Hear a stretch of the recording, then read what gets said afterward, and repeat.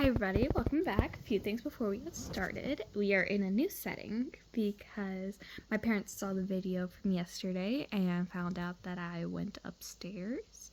I'm apparently not allowed to go upstairs until they are 100% sure that I feel fine. Another thing, I did what I said I was going to do. I cut off some of my hair because it was getting too long for me. Next thing, got some new nails. They're avocado themed. I like them a lot. So yeah, I had to beg my little brother to go get this for me. So we're gonna start the next chapter of Piper's Perfect Dream. And yeah.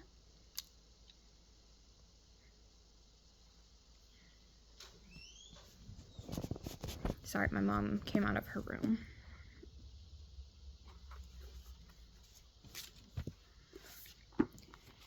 Chapter 7.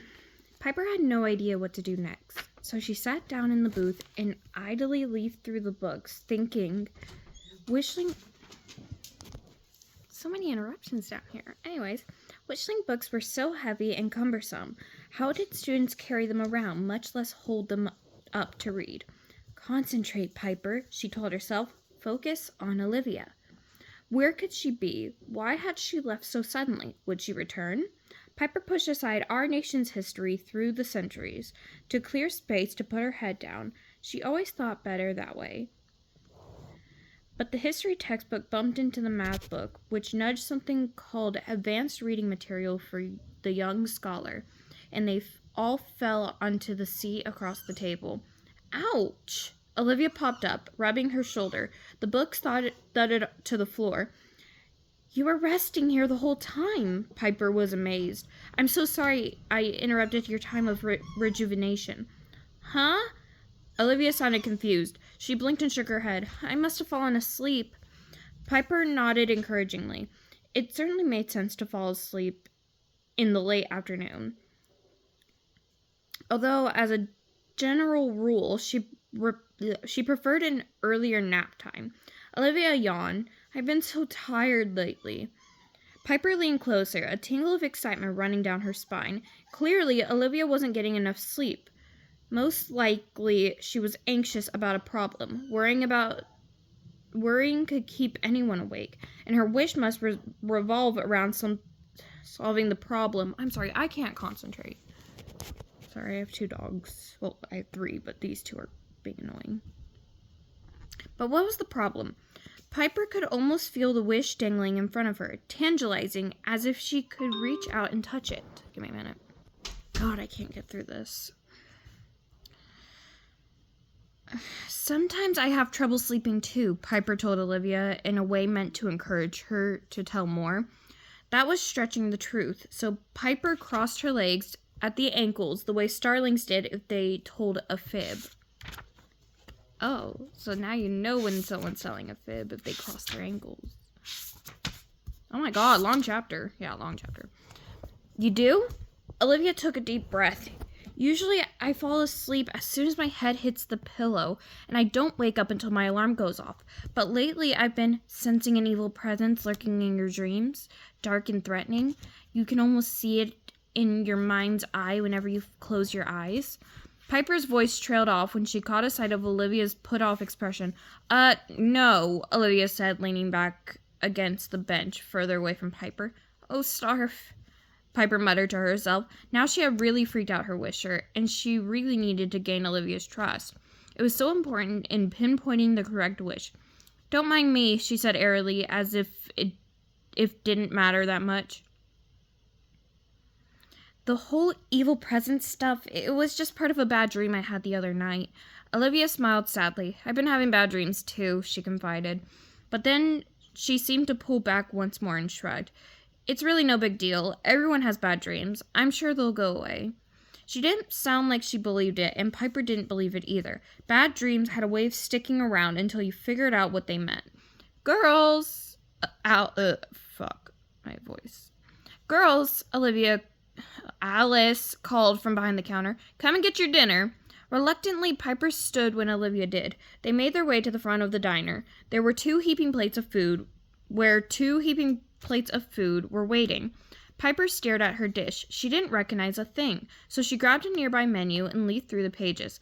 There were tons of choices. How could she figure out what she was eating? Her eye stopped at the entry, hot dog. She gasped. Wasn't that a Wishling pet? But right next to the words was a picture of a cylinder-shaped food in a bun. It looked nothing at all like those cute four-legged creatures. Luckily, there were other pictures too.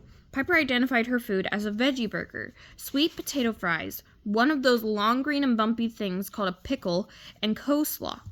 She couldn't guess what that was, even squinting at the photo.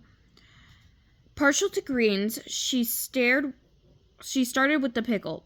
It reminded her of a cucumbrella, a crunchy vegetable that didn't need much light to grow. There were always lots to be found in the flats. Piper picked up her knife and fork to cut the pickle, but Olivia was holding hers in one hand, so Piper did the same. When on Wishworld, do as wishlings do, she thought. That was one of the sayings professors were always spouting. She took a big bite, sour. Everything else was delicious, though. Piper decided she'd have this for every meal on Wishworld if she could. In record time, Piper finished her dinner. Traveling to Wishworld used up so much energy, she definitely needed to replenish. Give me a second. Oh my god. That hurts. Okay,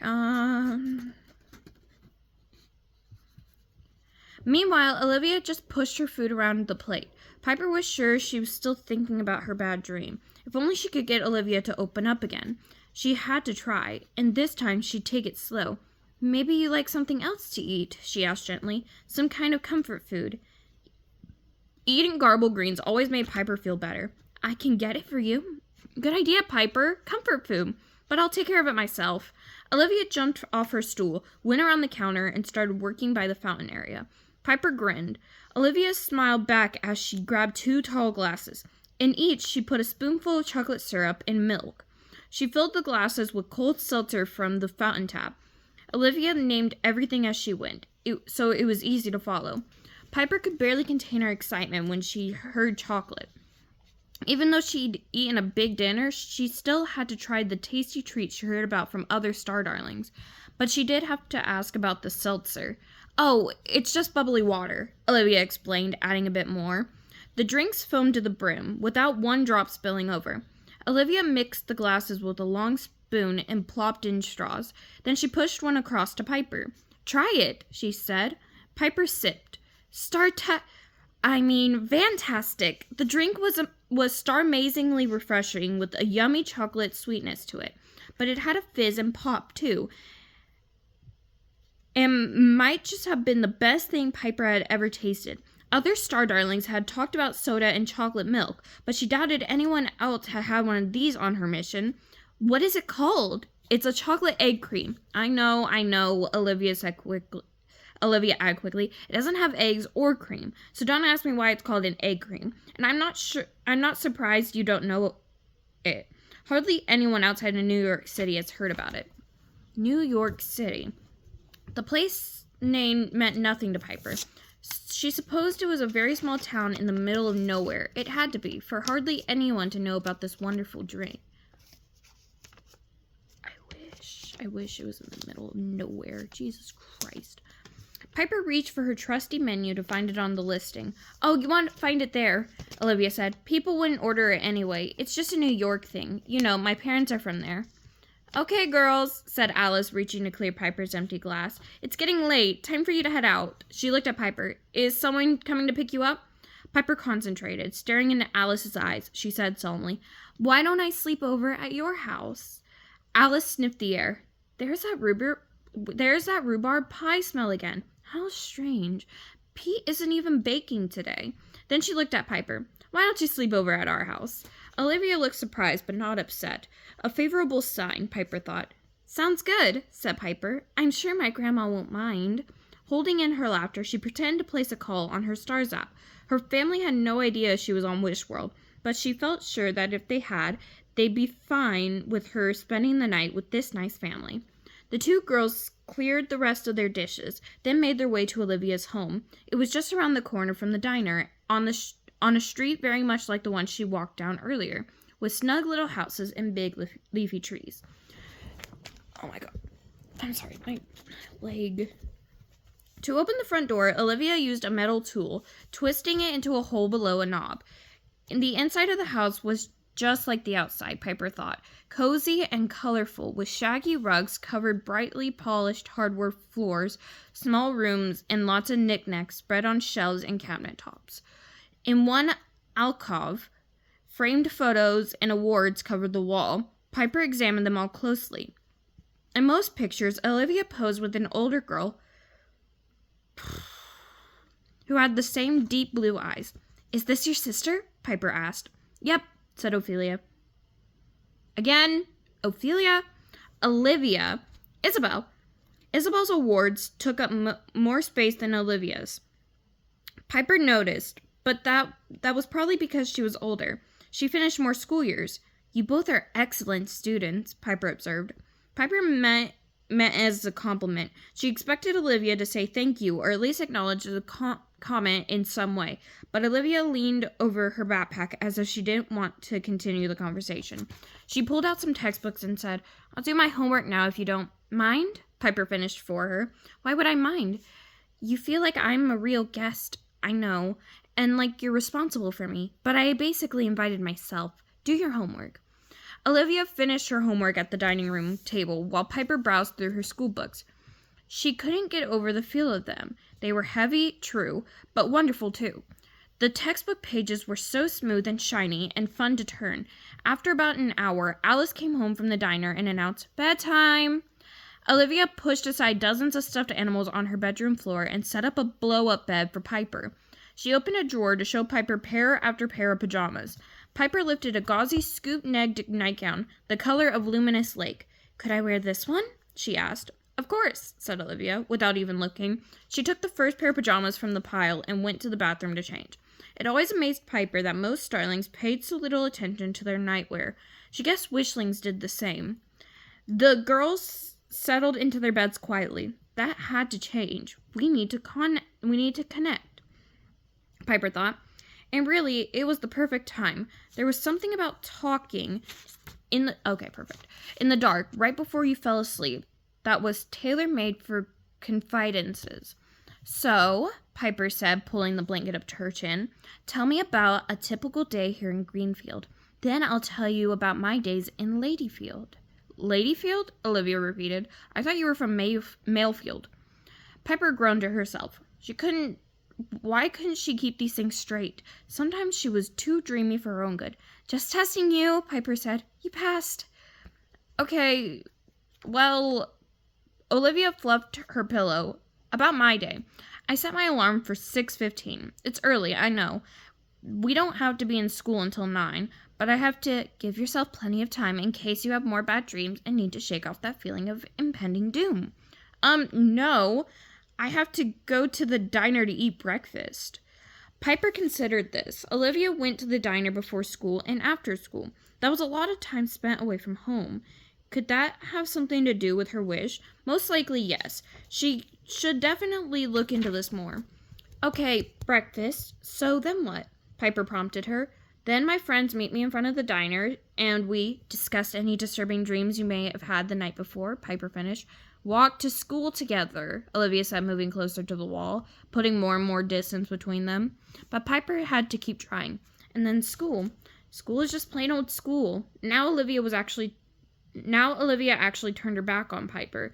"And then I head back to the diner after." The diner again? Olivia was there way too often, and it was obviously stressing her out. It sounded like she was working an awful lot. Maybe she wanted to go home instead.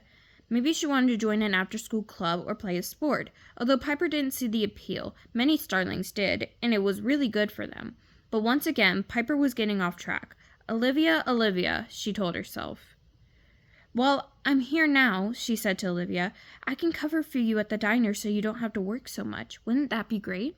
"Oh, no, I love working there," Olivia told her, sounding annoyed. "I don't have to go. I go because I want to," she yawned. "I'm getting kind of tired," she said pointedly. "Uh-oh. All Olivia wanted to do was sleep, but Piper kept asking irritating questions. Suddenly, a thought popped into her head, and she sat up. "What?" Olivia said, sounding even more annoyed. "Don't worry," she said. "I won't ask you any more questions. I just had an idea. If you'd like, I can show you some ways to relax. I know some techniques that may help you sleep."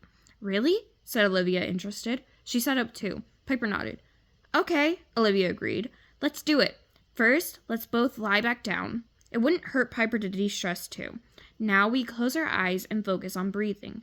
Deep breath in, deep breath out. Deep breath in, deep breath out. Together the girls breathed, keeping their eyes shut tight. Now we're going to focus on each part of our body to help it relax. Start with the toes on your right foot. Tense those toe muscles for a count of 10. 1, 2, 3. Piper spoke slowly and softly. Now relax those same muscles for another count of 10. Of course, Piper couldn't see Olivia with her own eyes closed, but they worked from the toes to the legs to the arms and up, and she could sense a piece coming over the wishling. By the end, Piper was as loose as a rag doll. She could feel herself drifting off to sleep. "I hope this helps, Olivia," she thought. Piper was dreaming. She was floating on her back in a warm stream. Her skin tingled in the fresh air, and all was right with the cosmos. She glanced up at the starry sky, listening to the peaceful sound of water lapping against the shore. Suddenly, the calm gurgles turned into frenzied gasps. It wasn't the sound of the stream. It was someone struggling to breathe. Piper shot up, wide awake. Her heart was beating quickly. She could see Olivia in the dim light, shaking and heavy, trying to catch her breath. "Are you okay?" Piper climbed into the bed beside Olivia. Olivia nodded, her eyes half closed. She held up a finger, the universal sign for wait, and slowly her breathing returned to normal. Piper brushed a strand of hair from Olivia's eyes. Her forehead felt damp and cold with sweat. Piper wished she could make that scared feeling disappear like a puff of stardust. "I had another nightmare," Olivia finally said. Piper held her close, muttering words about that her mother used to say after she and her brother had bad dreams. "Hi, Percy." "Hush, hush. I'm right here. It's over now. It will all be all right." And it would be all right. Piper just had to identify the correct wish and help Olivia make it come true. Then everything would be fine, and Piper felt sure she was on the right track. Olivia might not be working too hard, but Piper was sure her wish had to do with the diner. She'd barely mentioned anything else. Still, Piper thought ruefully. She felt sure that the relaxation exercise would help Olivia get a good night's sleep. And look how that turned out. It hadn't done a star-blessed thing. Chapter 8. I will see you guys next time.